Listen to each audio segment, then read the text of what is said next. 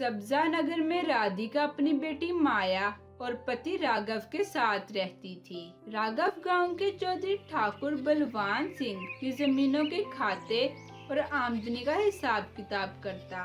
वो अपनी जिम्मेदारी बहुत ही ईमानदारी और मेहनत से निभाता। ठाकुर बलवान ने इन्हें रहने के लिए बड़ी सी हवेली और काफी सारे खेत दे रखे थे, जिन खेतों पर अनाज उगाकर मुंशी राघव अपनी जिंदगी अपने बीवी बच्चों के साथ बड़ी ही खुशहाली से गुजार रहा था।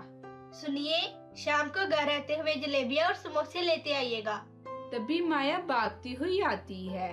पापा जी, मेरे लिए बड़ी वाली चॉकलेट भी लेकर आना। ठीक है मेरी गुड़िया बेटी, मैं ले आऊंगा। अच्छा राधिका, अब मैं चलता हूँ काम पर। सब कुछ बहुत अच्छा चल रहा था। एक दिन राघव अपने काम पर जा रहा था तो अचानक कार एक्सीडेंट से राघव की मौत हो गई। राधिका और माया पर तो जैसे आसमान ही टूट पड़ा। ठाकुर बलवान सिंह एक नंबर का मतलब परस्त और खुदगर्ज इंसान था। उसने राघव के परिवार को जो हवेली और खेत दे रखे थे वो सिर्फ इसलिए थे क्योंकि राघव उसका ईमानदार मुंशी था और कम तनख्वाह में वो अकेले ही 4 लोगों का काम कर लेता। इसे कहीं और से ऐसा ईमानदार मुंशी नहीं मिलना था। राघव की मौत के कुछ दिन बाद ठाकुर बलवान सिंह राधिका के घर आता है। अरे ओ राधिका, देखो मुझे भी राघव की मौत का बहुत अफसोस है, बहुत ही दुख हुआ। आप तो जानते हैं सेठ जी, हम दोनों माँ बेटी का एक ही सहारा था, अब वो भी नहीं रहा। अरे देख राधिका, अब मैंने नया मुंशी रख लिया है। ये खेत और घर मुझे इस नए मुंशी को दे रहे हैं, उसके भी बीवी बच्चे हैं। तुम अपना कोई बंदोबस्त कर लो। लेकिन सेठ जी, अब हम कहाँ जाएंगे? अरे देख, ये मेरा मसला नहीं, मैं नहीं जानता। ये घर और खेत मेरी मलकियत है, मैं इसका मालिक हूँ। मैं जिसे चाहूँ इसे दूँ। तुम दोनों कल तक मेरी हवेली से निकल जाओ और हवेली खाली कर दो। राधिका और माया चुपचाप अपना जरूरी सामान लेकर हवेली से चली जाती हैं। राधिका के पास उसके माता पिता का दिया हुआ एक छोटा सा घर था जो जंगल के किनारे था। राधिका और माया उस घर में रहने लगी। कुछ महीने ऐसे ही गुजर जाते हैं। अब उनके पास पैसे भी खत्म हो चुके थे। माँ, मुझे बहुत भूख लग रही है। लेकिन घर में खाने के लिए कुछ नहीं है। नहीं नहीं माँ, मुझे कुछ खाने के लिए दो, मुझे बहुत भूख लगी है। ठीक है बेटा, मैं ऐसा करती हूँ, जंगल से कुछ फल तोड़ कर ले आती हूँ। फिर राधिका जंगल से फल लेने जाती है। वो फल और सब्जियां लेकर घर वापस लौट ही रही थी। तभी उसकी नजर पेड़ के पीछे छुपे एक बोने पर पड़ी, जिसने अपना शरीर पेड़ के बड़े बड़े पत्तों से ढांप रखा था। अरे अरे, ये कैसा इंसान है? काफी अजीब दिख रहा है। सामने आओ, चुप क्यों रहे हो? मैं कोई जिन चुड़ैल नहीं हूँ, तुम्हें मुझसे डरने की कोई जरूरत नहीं। बोना पेड़ के पीछे से बाहर आ जाता है। राधिका हैरत से उसे देख रही थी। वो बोने से कहती है, अरे छोटू मियाँ, कौन हो तुम? ये कैसी हालत बना रखी है? मैं डूबा डूबा हूँ। परी लोग से पृथ्वी पर किसी काम के लिए आया था, मगर कुछ शैतान बंदरों ने मुझ पर हमला करके मेरे कपड़े छीन लिए, जिस कारण मैं चुप चुप कर पेड़ के पत्तों से खुद को ढांप कर फिर रहा हूँ। अब मुझे समझ नहीं आ रही मैं क्या करूँ। मैं इस हालत में परी लोग नहीं जा सकता। सब लोग मेरा बहुत मजाक उड़ाएंगे। मुझे बहुत शर्म आ रही है। इधर परी लोग जैसे अच्छे कपड़े भी तो नहीं मिलते। कोई बात नहीं डुबा डुबा, इतना परेशान मत हो। मुझे थोड़ा बहुत सिलाई का काम आता है और मेरे पास कुछ कपड़ों के टुकड़े भी पड़े हैं। मैं उनसे तुम्हारे लिए ड्रेस सिलाई कर दूंगी। चलो मेरे साथ, मेरे घर चलो। ये कहकर राधिका डुबा डुबा को अपने घर ले जाती है और उसे कपड़ों के छोटे छोटे टुकड़ों से एक बहुत ही प्यारा रंग बिरंगा ड्रेस सिलाई करके देती है, जिसे पहनकर डुबा डुबा बहुत खुश हुआ। राधिका, ये तो तुमने कमाल कर दिया। ये तो बहुत ही प्यारा ड्रेस है। बताओ मैं तुम्हें क्या इनाम दूँ? अरे नहीं, कुछ भी नहीं। लेकिन मैं तुम्हें इनाम देना चाहता हूँ। तुमने बहुत खूबसूरत ड्रेस बनाया है। तुम जो मांगोगी मैं तुम्हें दूंगा। जो तुम्हारा मन करे दे दो। इनाम तो इनाम होता है ना। बोना राधिका की ईमानदारी देख बहुत खुश हुआ और बोलता है, राधिका, मैं तुम्हें एक जादुई स्वेटर दूंगा। डुबा डुबा, अगर तुम मुझे जादू से स्वेटर दे सकते हो तो अपने लिए जादू से कपड़े क्यों नहीं लाए? वो इसलिए क्योंकि हमें अपने लिए जादू इस्तेमाल करने की इजाजत नहीं। हम सिर्फ दूसरे लोगों की मदद करने के लिए जादू कर सकते हैं। फिर डूबा डूबा के हाथ में जादू से एक स्वेटर आ गया। राधिका, ये एक जादुई स्वेटर है।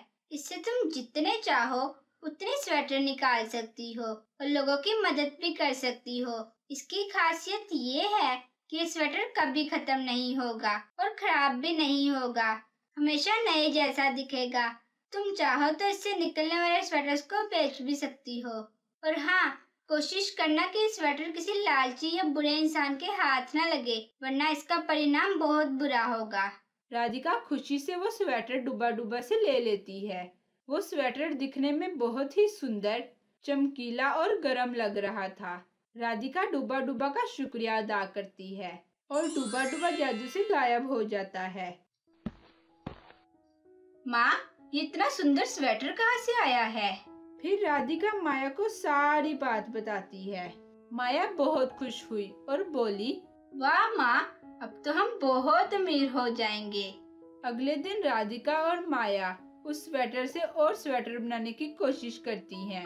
जैसे ही राधिका ने स्वेटर को हल्का सा खींचा तो राधिका के हाथ में एक और बहुत ही खूबसूरत स्वेटर आ गया। इसी तरह इन्होंने बहुत सारे स्वेटर बनाए। इन्होंने सबसे पहले वो स्वेटर इन गरीबों को दिए जिनके पास पहनने के लिए सर्दी में गर्म कपड़े नहीं थे। उसने तकरीबन गांव के सब गरीबों को स्वेटर दिए। राधिका जब घर वापस जा रही थी तभी राधिका के पास एक औरत आती है और कहती है, मैंने सुना है तुमने गांव के सब गरीबों को बहुत ही सुंदर स्वेटर दिए हैं। हाँ, मेरे पास और भी बहुत सारे स्वेटर हैं। क्या आपको भी चाहिए? हाँ, मुझे भी चाहिए, मुझे भी दो। एक कितने का है?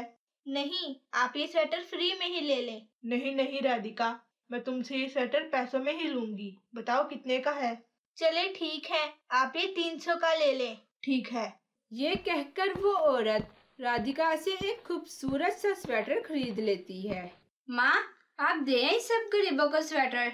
हाँ, मैं दे आई हूँ। और तुम्हें पता है एक औरत ने मुझसे 300 में ये स्वेटर खरीदा भी है। अरे वाह माँ, ये तो बहुत अच्छी बात है। माँ, हमने सब गरीबों को स्वेटर दे दिए हैं। क्यों ना हम अब इन स्वेटर्स को बेचकर अपना व्यापार शुरू करें। ये तो बहुत अच्छा आइडिया है। अगले दिन से ही राधिका ने स्वेटर बेचने शुरू किए। ग्राहकों को वो स्वेटर बहुत पसंद आते, इसलिए वो महंगे दामों वो स्वेटर खरीदते। आहिस्ता आहिस्ता राधिका के स्वेटर पूरे गांव में मशहूर हो गए। बहुत से अमीर लोग दूसरे शहरों से सिर्फ राधिका के स्वेटर खरीदने उसके गांव आते। राधिका का बहुत अच्छा मुनाफा होता। राधिका ने अपने लिए एक बहुत बड़ा घर खरीदा। अब राधिका का शुमार गांव के अमीर लोगों में होने लगा। जब ये बात ठाकुर बलवान को पता चली तो उसे बहुत जलन हुई। अरे ओ, ये कैसे हो सकता है? वो राधिका मुझसे ज्यादा अमीर हो गई। ये हो ही नहीं सकता। इसे तो मैं नहीं छोड़ूंगा। ये कहकर ठाकुर बलवान अपने एक आदमी को राधिका की जासूसी करने भेजता है। उस जासूस ने जब राधिका की जासूसी की तो उसने देखा कि राधिका उस जादुई स्वेटर से और स्वेटर बना रही थी। जासूस ने ठाकुर को सारी बात बताई। अरे ओ मांगो, तू जाकर इसका जादुई स्वेटर चोरी करके ला, नहीं तो इस औरत के अमीर होने की जलन में मैं जल कर मर जाऊंगा। जो हुक्म ठाकर जी। जैसे ही राधिका और माया स्वेटर बेचने जाती हैं, तो मांगो उनके घर में घुसकर वो जादुई स्वेटर चुरा लेता है। ये ले ठाकर जी, ये है वो जादुई स्वेटर। अरे ओ मांगो, ला ये स्वेटर मुझे दे दे और जा यहाँ से चला जा। जैसे ही ठाकुर ने उस जादुई स्वेटर को इस्तेमाल करने की कोशिश की, तभी ठाकुर की हवेली अचानक से गायब हो गई और ठाकुर की हालत एक भिखारी जैसी हो गई। अरे ओ, ये क्या हो गया मेरे साथ? मेरी हवेली कहाँ गई? मैं इतना गरीब कैसे हो गया? अब तो मैं क्या करूं? ओ हाँ, मैं राधिका के पास जाता हूँ। इसे इसका हल जरूर पता होगा। वो मेरी जरूर मदद करेगी। मैं तो बर्बाद हो गया। ठाकुर वो स्वेटर लेकर राधिका की दुकान पर जाता है। राधिका ठाकुर बलवान को देखकर बहुत हैरान हुई। अरे सेठ जी, आप ये क्या हो गया आपको? और ये मेरा जादुई स्वेटर आपके पास क्या कर रहा है? अरे ओ राधिका, मुझे माफ कर दे, मुझसे गलती हो गई। मैं लालच में आ गया था। मुझे जलन हो रही थी कि मुझसे अमीर बस्ती में कोई कैसे हो गया।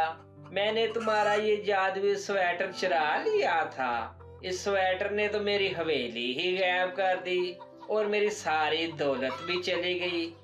मैं तो एक भूखा फकीर बन गया हूँ। तो मुझे माफ कर दे बस। देख राधिका, मैं कहता हूँ मुझे जल्दी से माफ कर दे और मुझे इसका कोई हल बता जल्दी जल्दी, वरना मैं जलील हो जाऊंगा। ठाकुर साहिब, अब कुछ नहीं हो सकता। अब आपको अपनी सारी जिंदगी इसी तरह गुजारनी पड़ेगी।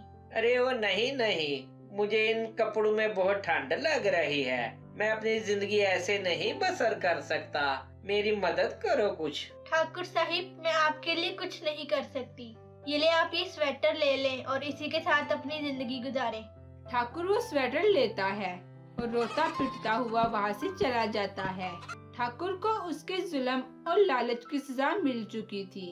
अब उसे अपना सारा जीवन फकीरों की तरह गुजारना पड़ेगा और वो सब हंसी खुशी अपनी जिंदगी गुजारने लगते हैं।